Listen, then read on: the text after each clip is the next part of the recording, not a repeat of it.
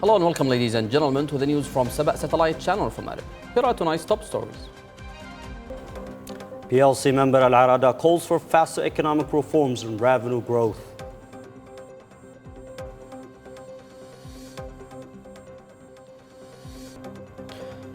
Defense Minister reviews military readiness, praises troops confronting Houthi militia.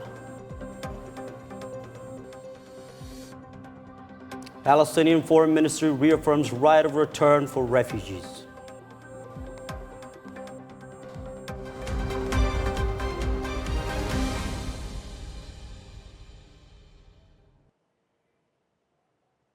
Welcome back. We begin from Mukalla, where a member of the Presidential Leadership Council, Salim Al-Khambashi, called for expanded humanitarian aid and broader development partnerships with the World Food Programme. During talks with WFP Deputy Country Director and Head of Field Operations, Al-Rashid Al-Hammad, Al-Khambashi reviewed humanitarian conditions across the governorate, including the challenges facing displaced people and refugees from the Horn of Africa. The meeting also highlighted the need to support livelihoods, small businesses, and income-generating projects to help families become more self-reliant. For its part, the WFP delegation praised the cooperation of local authorities and reaffirmed the agency's commitment to expand in both humanitarian and development interventions in Hadramaut.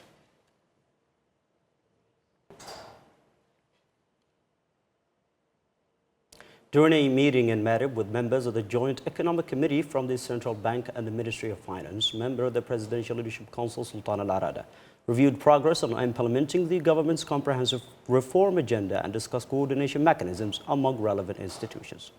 The talks focused on the implementation of Presidential Leadership Council Resolution number 11 of 2025, which aims to enhance state revenues, improve financial administration, increase collection efficiency, and support government efforts to address economic challenges and improve public services. Al-Arada emphasized the need to address administrative shortcomings, strengthen transparency and financial discipline, and ensure revenues are collected in accordance with existing laws and regulations. He also directed local authorities in Marib to provide full support to the Joint Economic Committee to help advance the reform program and achieve its objectives.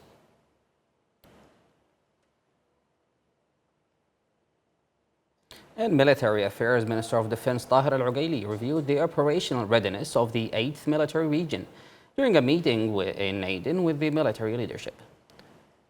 The minister received a briefing from the 8th Military Region Commander Hadi Al-Awlagi on field operations, force readiness, and the main challenges facing units deployed across the region's area of responsibility. Al-Ugaili praised the sacrifices made by armed forces personnel confronting the Houthi militia and reaffirmed the Defense Ministry's commitment to supporting troops serving on the front lines across the country. The minister said improving preparedness and operational efficiency remains a priority as the armed forces continue to carry out their national duties. The Ministry of Youth and Sports launched a specialized training program in artificial intelligence aimed at strengthening the digital skills of women working across government institutions. The 4-day program, held in Aden, brings together female employees from various ministries and public institutions. Youth and Sports Minister Naif Al-Bakri said artificial intelligence has become an essential tool for improving institutional performance and increasing administrative efficiency. He stressed the ministry's commitment to empowering women and enhancing their participation in digital transformation efforts. In Aden, Deputy Minister of Planning and International Cooperation Nizar Suhaib met with FAO Food Security and Agriculture Cluster Coordinator Abigail Neokori to review food security indicators, humanitarian response efforts, and existing funding gaps.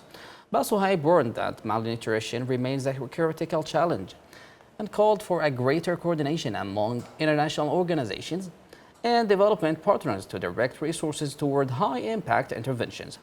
FAO officials said that humanitarian assistance in the first half of the year reached approximately 1.8 million people, compared with 3.4 million beneficiaries in the same period last year, citing declining humanitarian funding as a major obstacle. Both sides agreed to hold a broader coordination meeting later this week to accelerate food security and nutrition interventions.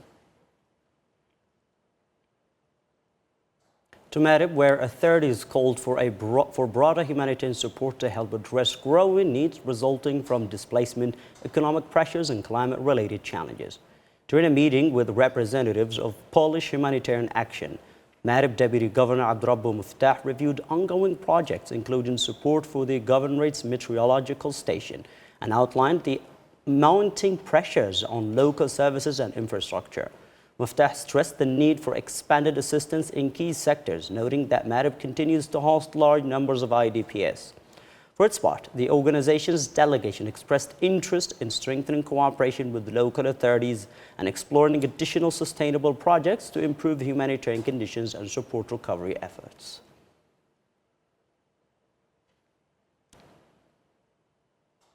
In regional context, the Palestinian Foreign Ministry has reaffirmed that the issue of Palestinian refugees remains at the heart of the Palestinian cause and one of the most enduring consequences of the 1948 Nakba.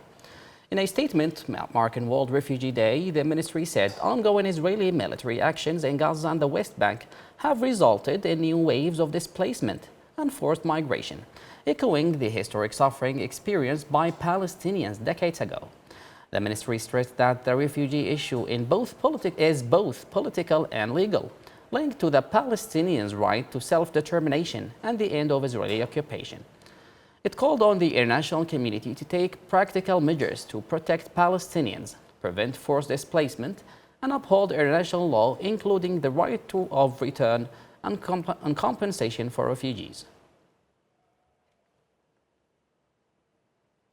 And that brings us to the end of tonight's bulletin. For more updates, visit our digital platforms. Thank you for watching and have a good time. A good time.